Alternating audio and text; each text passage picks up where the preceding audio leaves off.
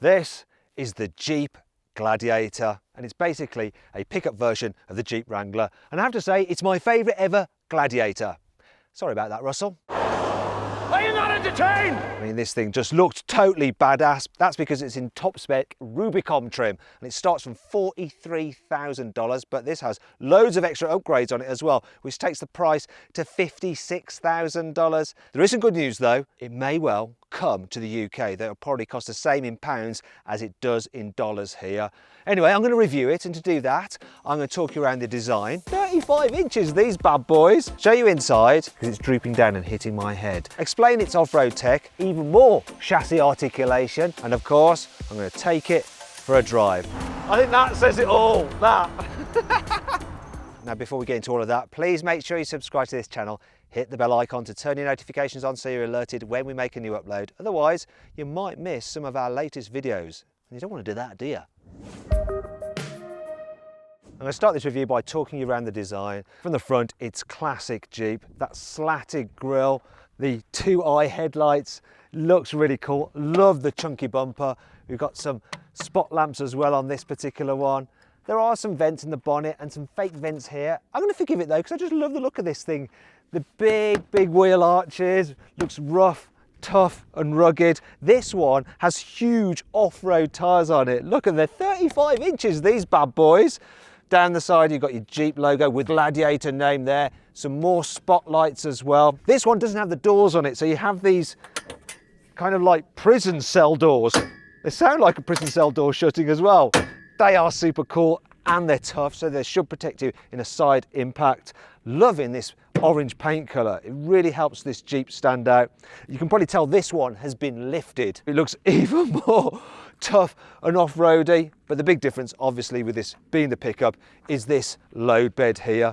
It works with the Jeep design, it really does. Then as you move around the back, there's still the classic Jeep styling cues, such as these squarey tail lights. Then you've got the Jeep logo again on the back. Some big, tough red towing eyes. I love the look of this thing. I think I prefer it than the normal Wrangler. It's just so cool.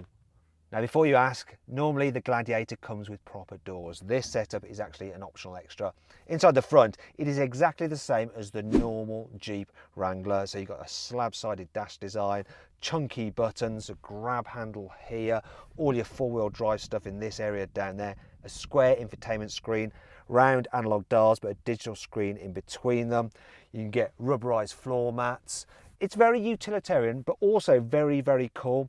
This one has the upgraded leather interior and the seats are quite nice. Now, for more details on the Jeep Wrangler's interior, click on the pop-out banner up there to watch my full in-depth video review. The back seats of the Gladiator are rather like the normal Wranglers. Knee room is all right, but it could be a bit tight for people over 6 foot. Headroom's generally okay, but not in this case with the tonneau cover fitted, because it's drooping down and hitting my head. And when you're driving on the motorway, that would flap about in the wind and then literally do your head in. The seats themselves are fairly comfy though, and you can actually lift them up stadium style, and there's some storage under here. Isn't that good? I like that. I also like the fact that you have some speakers up here, so if you have all the body panels off, you can still hear the stereo here in the back, and they're actually very loud speakers, which is great. What's not so great though is this. The wheel arch does intrude slightly, and it doesn't need to, because this Gladiator has a longer wheelbase than a normal Wrangler, so the wheel's further back, so you don't need the arch there. They should have removed it so the door was wider. Obviously, the key thing about the Gladiator is its load bed, and in order to be able to incorporate that, they had to extend the Wrangler's chassis by 31 inches. They've also increased the wheelbase by almost 20 inches, so the back wheel sits under the centre of the load bed so it can take the load. Now the tailgate just flops down like that. It's damped, which is good.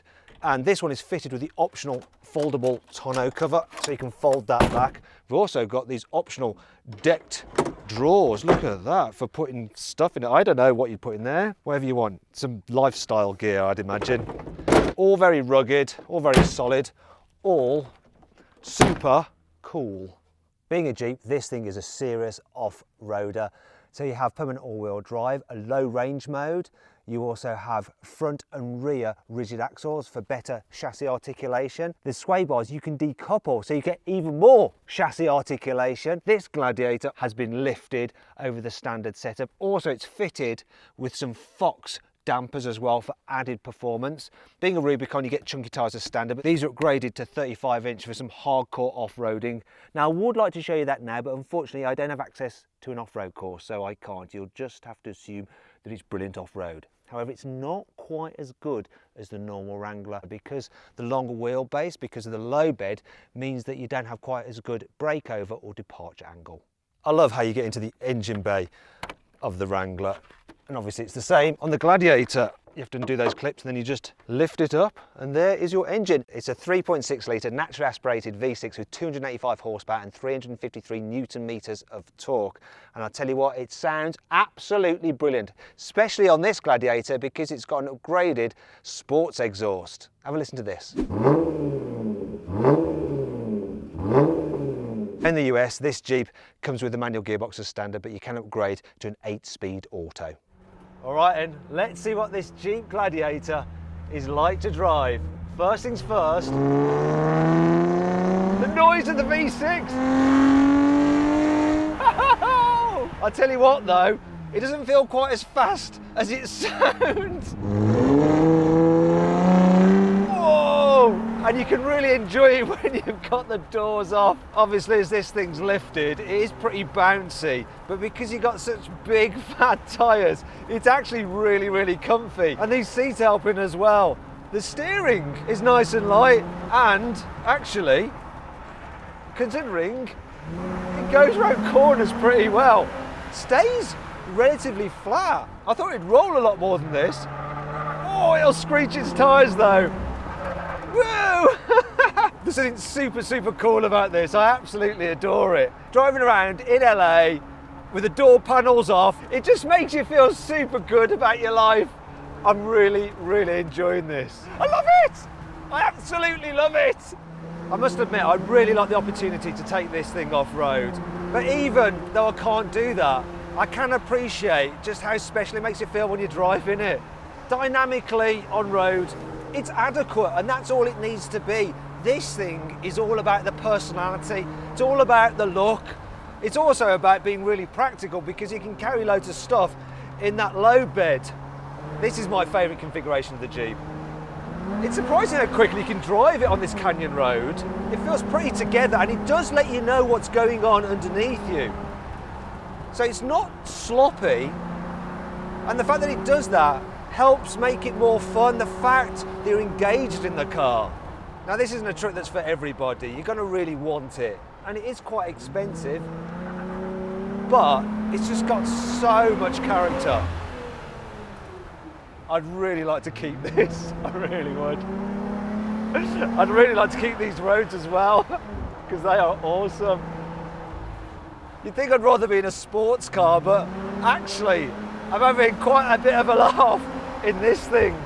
If you're having a bad day and you've got one of these Gladiators in this configuration, it's gonna cheer you up, I guarantee you. Doors off, sun shining, and it's all thanks to you guys watching these videos that allows me to do stuff like this. I'd like to say a big thank you, a real big thank you.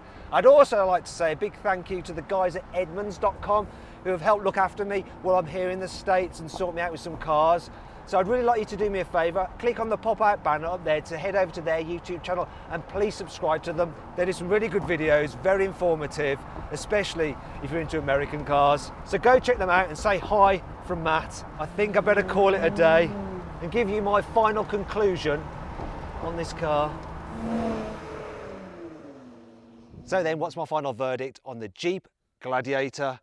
Well, if you're after one of these things, you're after one of these things. It's kind of niche, but it fulfills that niche really, really well, because if you want a pickup truck that looks super cool and is ace off-road, this is the daddy. Let's thrash it again. It's a 3.6 litre naturally aspirated V6. I can't remember it. I think that says it all, that.